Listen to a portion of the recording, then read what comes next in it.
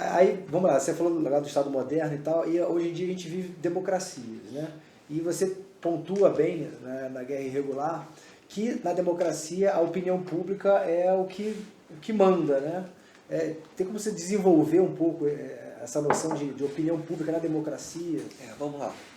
Tem uma citação do Churchill, inclusive está no livro, eu gosto muito, né? O Churchill falou, antes mesmo da Primeira Guerra Mundial, ele falou que a guerra dos povos seriam piores, mais sangrentas do que as guerras dos reis, né? Porque antes da democracia, você tinha regimes absolutistas. A política do Estado, né, estava na mão de quem? Do rei. Do rei. Então eram os interesses, basicamente os interesses do rei. A partir do momento em que a política se tornou do povo, para você fazer a guerra, você necessitava do respaldo do povo, da opinião pública. E aí, a gente observa uma das características comuns na guerra industrial, é que ela é antecedida de uma intensa campanha de propaganda. Para quê? Para exacerbar a paixão popular, para exacerbar o fervor popular, justamente para se aventurar numa empresa tão arriscada quanto a guerra. Então, para se obter a aquiescência da opinião pública, para a guerra, a gente inflama aquela paixão. Só que aquela paixão, ela desperta monstros terríveis. Então, assim, ela tende a ser mais brutal. Existem alguns estudos que apontam assim, que o número de guerras entre democracias e democracias é muito pequeno, né? Então, quanto maior, se a gente tivesse um mundo só constituído por regimes democráticos, a gente praticamente não teria guerra.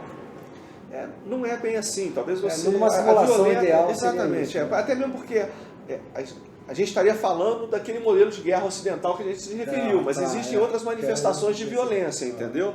Outras formas de violência. E além do mais, a gente tem que considerar, por exemplo, acho que de uma maneira geral, os Estados Unidos é considerada a maior democracia do mundo, né? É um país extremamente belicoso, né? Mas a questão central da opinião pública democracia e guerra é justamente isso, porque ao inflamar as paixões populares, você vai ter aquelas paixões levadas para o campo de batalha. Então, a guerra torna-se necessariamente mais violenta, porque aqueles soldados que estão ali não são soldados profissionais, entre aspas, né, como eram os mercenários dos reis absolutistas, travando guerras por meras querelas políticas, entendeu? Você vai ter a massa de cidadãos soldados, né, não necessariamente um exército profissional, mas aquele exército constituído por uma massa de conscritos, que foi inoculada com a propaganda muito intensa e transpondo aquilo ali para o campo de batalha. Então, na verdade, a gente observa que as guerras industriais, até mesmo é lógico que a letalidade que a tecnologia industrial colocou no campo de batalha, isso interessa, mas a gente também tem que levar em conta o papel que a propaganda exerce nos conflitos industriais. Então, isso na verdade, a guerra se tornou mais brutal, né? Relembrando o que o Churchill falou, a guerra dos povos será pior do que a guerra dos reis. Né? E aí porque a era da informação, né? Porque é a informação que vai fomentar essas paixões para... se a gente pegar a Segunda Guerra Mundial, por exemplo, pegar qualquer foto da Segunda Guerra Mundial, se pegar aqueles documentários que tem lá no History Channel, ou na Netflix, né, a Segunda Guerra Mundial em cores, todas aquelas imagens ali são geradas pelas próprias Forças Armadas. Então, se você tem uma imagem do soldado americano ali, do porta-avião americano, etc., é gerada pela Marinha Americana, pelo Exército americano, as imagens das Forças Armadas Alemãs, né, da Wehrmacht, são geradas pelos próprios militares, porque a informação estava na mão do povo, na mão do Estado. Então a gente fala muito do Joseph Goebbels, né, um gênio da propaganda. Talvez ele não tivesse tanto êxito hoje quanto teve nos anos 30, porque nos anos 30 toda aquela informação estava na mão do Estado. Na Guerra do Vietnã isso muda, porque na Segunda Guerra Mundial, como eu disse, as imagens eram produzidas pelas próprias Forças Armadas e todo mundo acompanhava a guerra pelo rádio à noite, né? Quando chegava o trabalho, ligava o rádio. Na Guerra do Vietnã isso muda, porque a informação, as imagens geradas pela Guerra do Vietnã não foram geradas pelas Forças Armadas, foi pelas grandes agências de notícias. Eles não tiveram controle. Não tiveram controle. E foi a primeira guerra televisiva, então não se ouvia pelo rádio, como foi a Segunda Guerra Mundial, assistia pela televisão. E a Guerra do Vietnã, pela própria natureza dela, ela foi extremamente brutal. Então tem imagens da Guerra do Vietnã que todo mundo lembra até hoje, aquela menininha correndo nua, correndo com o corpo queimado de napalm e tal. Então aquilo impactou muito. Mas ali mostra claramente um ponto de inflexão, em que a informação, que estava até então na mão do Estado, foi para grandes agências de notícia. Qual é o desafio hoje? É que a informação está, o monopólio que as agências de notícia têm, está sendo rompido. Ou está sendo rompido, pulverizado, ou está sendo deslocado para a mão de indivíduos superpoderosos, que são as Big Techs, ou que controlam aquela informação. Mas o fato é que aquelas grandes agências de notícia já não têm isso nas mãos dela, entendeu? Então a gente está em um outro ponto de inflexão, uma pulverização muito grande da informação. A internet permitiu num primeiro momento, permitiu essa pulverização, né? Isso saiu da mão do Estado, saiu da mão até a princípio, assim, da grande mídia, né? Só que agora parece que as coisas estão se reagrupando, concentrando de novo na mão das Big Techs. Exatamente. E aí a gente vê hoje os algoritmos como armas de guerra. Porque a gente não consegue, assim, às vezes a gente não consegue passar a informação que a gente quer, né? Eles controlam a informação, né? E controlam até a informação que a gente expõe e que a gente vai receber, né? Tem um conceito muito interessante chamado pós-verdade, né? Porque a gente tinha a informação na mão do Estado, depois a informação na mão das grandes agências de notícia. Então, na verdade, seja do Estado ou das grandes agências de notícia, a gente estava recebendo uma informação que era pré-formatada. Então, hoje, com essa fartura de narrativas, essa fartura de fontes, é bom que você não fica refém de nenhuma dessas narrativas. Sim. Por outro lado, a gente tem uma fartura tão grande de narrativas que, de vez você ter a narrativa a partir da qual você construiu o seu entendimento, cada um de nós tem um conjunto de crenças, percepções, Sim. Nós somos escravos das nossas próprias verdades. Sim. Então eu tenho a minha verdade. Eu sou as minhas circunstâncias. Eu sou as minhas circunstâncias. Eu tenho a minha verdade, aí eu vou naquela prateleira ali, escolho aquela narrativa que converge para aquilo que eu quero. Então vou dar um exemplo. Naquela bolha. Então, assim, vou dar um exemplo bem grosseiro aqui. Na pandemia do Covid aqui, se eu quero acreditar que o tratamento precoce ele ajuda, etc., eu tenho dezenas de narrativas que corroboram aquela minha crença. Se eu, previamente, estou determinado a acreditar que o tratamento precoce não adianta, eu também vou ter uma dezena de narrativas que vão corroborar aquilo ali. E a gente fica se enganando, justificando cientificamente aquilo que a gente já achava. Exatamente. Assim, é interessante que a dúvida é a mãe da ciência, né?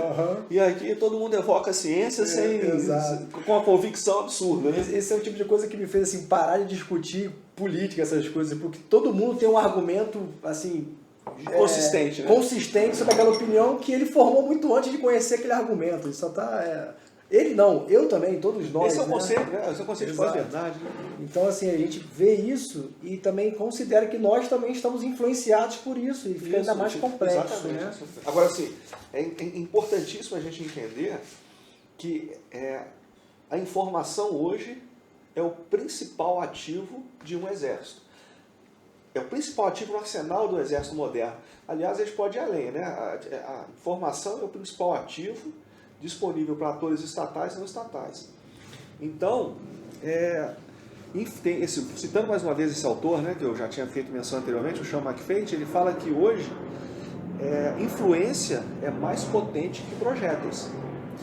E, só para ilustrar, recentemente os Estados Unidos criou uma agência de contra-propaganda chamado Centro de Engajamento Global, dentro do Departamento de Estado norte-americano, com o propósito de fazer frente à propaganda e desinformação russa. E quando a gente estuda ali a abordagem que o americano dá às ferramentas que o russo, teoricamente, utiliza nas suas campanhas de desinformação e propaganda, a gente vê que aqueles recursos estão disponíveis tanto para atores estatais quanto não estatais. Então, assim, é algo que a gente vê no dia a dia. E a informação, é interessante que a informação, ela pode ser utilizada, primeira coisa a gente entender, a informação ela ofere resultados no nível político e estratégico.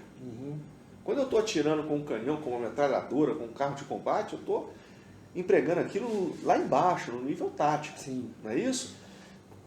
depois eu vou contextualizar isso aqui, vocês vão entender que eu estou falando de maneira muito clara.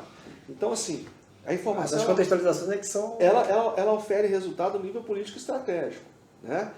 E quando eu combino aquilo ali com outras formas de luta, principalmente não militares, eu tenho resultados que são fantásticos. Então, por exemplo, quando eu combino informação, guerra da informação com guerra jurídica, eu vou ter resultados muito efetivos. Quando eu combino guerra da informação, por exemplo, com a capacidade, com a potencial de protesto de um povo, eu também vou ter grandes resultados. Guerra cultural. Guerra cultural. Então, o que acontece? Fazer a contextualização aqui agora. Isso aí que é Então, vamos lá. Tem uma equipe do BOP, da CORE, do COT, fazendo uma progressão numa viela no Rio de Janeiro, por exemplo, numa comunidade no Rio de Janeiro. Ela está trocando tiro. No final, ela vai aprender droga, vai aprender armas, vai prender criminosos, etc. Aquela troca de tiro ali, aquele entrever, aquele salseiro, era a dimensão física, não é isso? É no nível tático, né?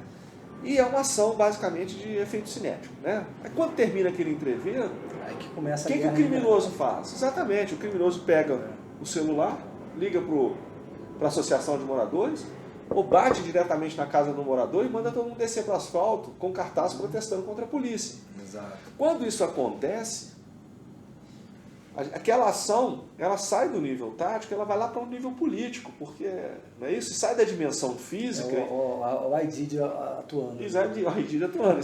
Sai da dimensão física e vai para a dimensão informacional, porque aquilo ali vai inundar a internet, vai inundar a televisão, não é isso?